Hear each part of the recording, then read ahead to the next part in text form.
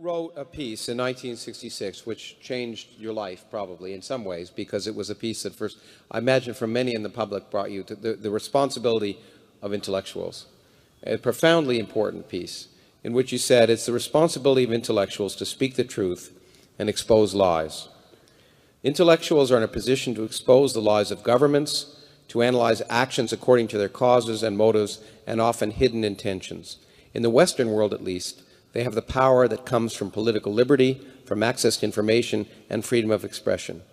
For a privileged minority, Western democracy provides the leisure, the facilities, and the training to seek the truth lying hidden beneath the veil of distortion and misrepresentation, ideology, and class interests through which the events of current history are presented to us. And it seemed to me that epitomizes what has been your role as a public intellectual. Is that your guiding principle? Whether it's been the role or not is for you to decide, but it's certainly been the guiding principle, something that ought to be done. And yet at the same time, yeah.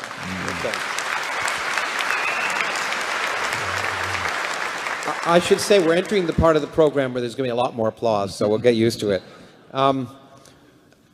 You have, at the same time, pointed out, at the same time as talking about what the responsibility of an intellectual is, spent a great deal of time essentially castigating intellectuals, pointing out that the role of intellectuals has not been that. The role of intellectuals in our society, which I guess I first learned when I was in your class, which surprised me, is really been to be completely complicit in the lies and distortions, and in fact provide an underlying fabric and story on which those people can then use to discuss that. So. It's unfortunate, but as a fact, I think that's a well-documented fact. Remember, intellectuals are the people who write history, so they come out looking pretty good.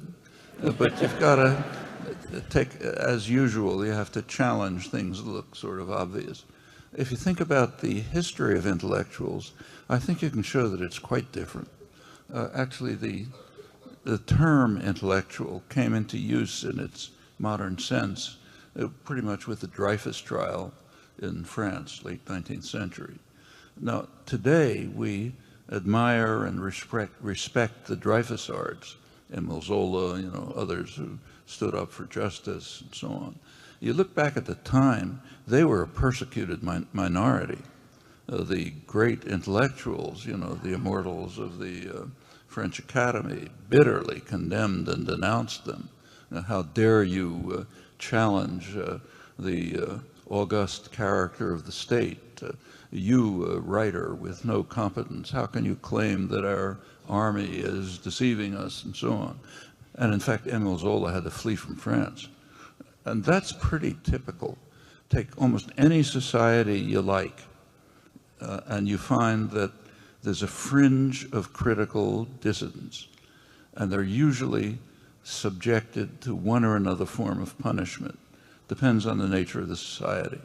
So if it was in Eastern Europe in the last 50 years, they could be jailed, say, like Václav Havel was sent to jail.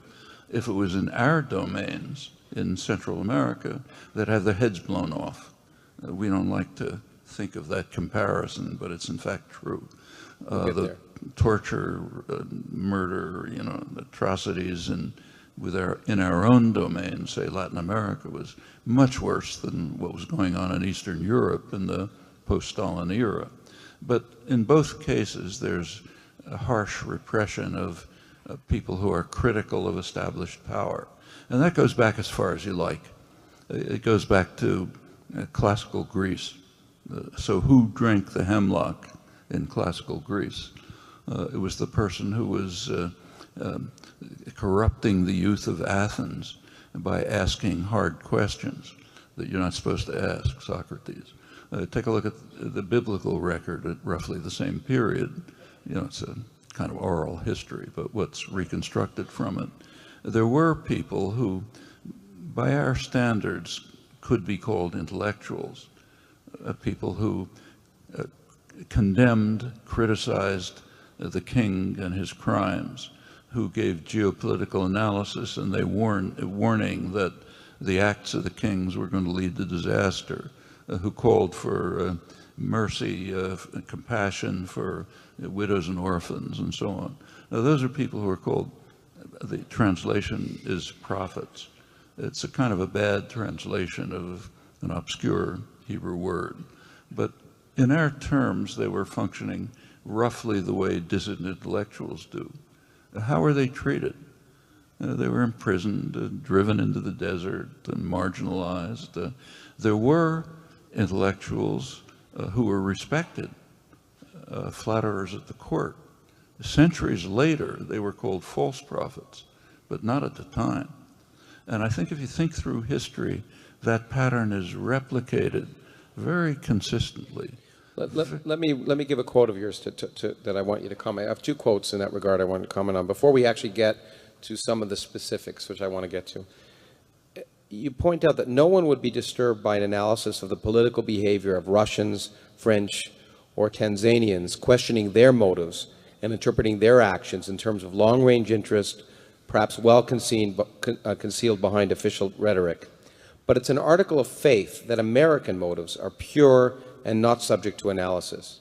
Although it is nothing new in American intellectual history, or for that matter, in the general history of imperialist apologia, this innocence becomes increasingly distasteful as the power it serves grows more dominant in the world affairs and more capable, therefore, of the unconstrained viciousness that the mass media present to us each day.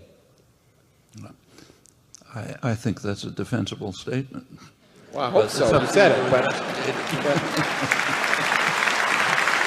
I think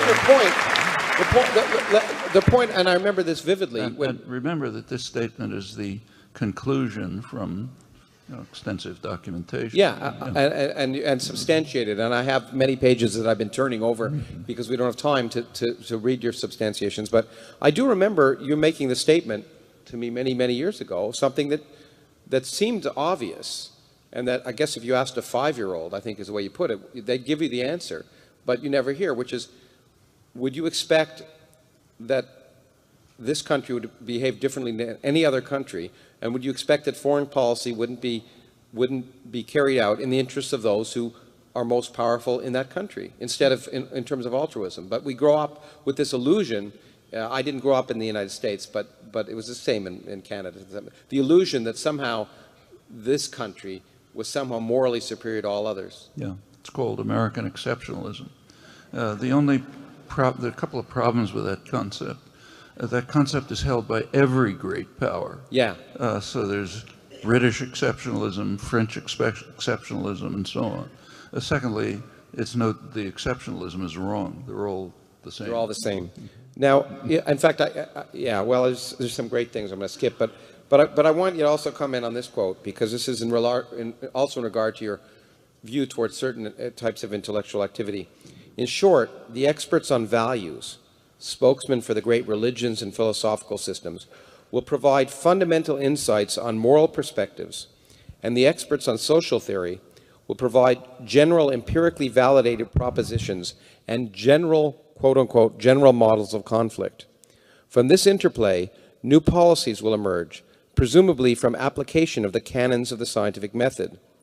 The only debatable issue, it seems to me, is whether it's more ridiculous to turn to experts in social theory for general, well-confirmed propositions, or to the specialists in the great religions and philosophical systems for insights into fundamental human values. I think, again, that's defensible. So what do we do? What we do is recognize that people like us, I suspect virtually all of us, are a privileged minority. Mm-hmm. We do have unusual freedom by comparative standards. There's plenty you can criticize about the country, but by comparative standards, it's very free. The ability of the state to repress and constrain is quite limited for anybody who has a degree of privilege.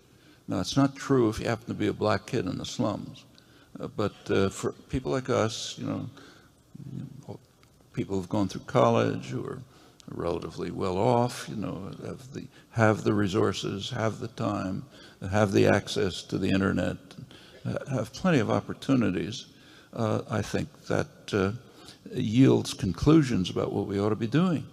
I mean, quite generally, privilege confers opportunity, and opportunity confers responsibility. And responsibility means dedication to challenging, questioning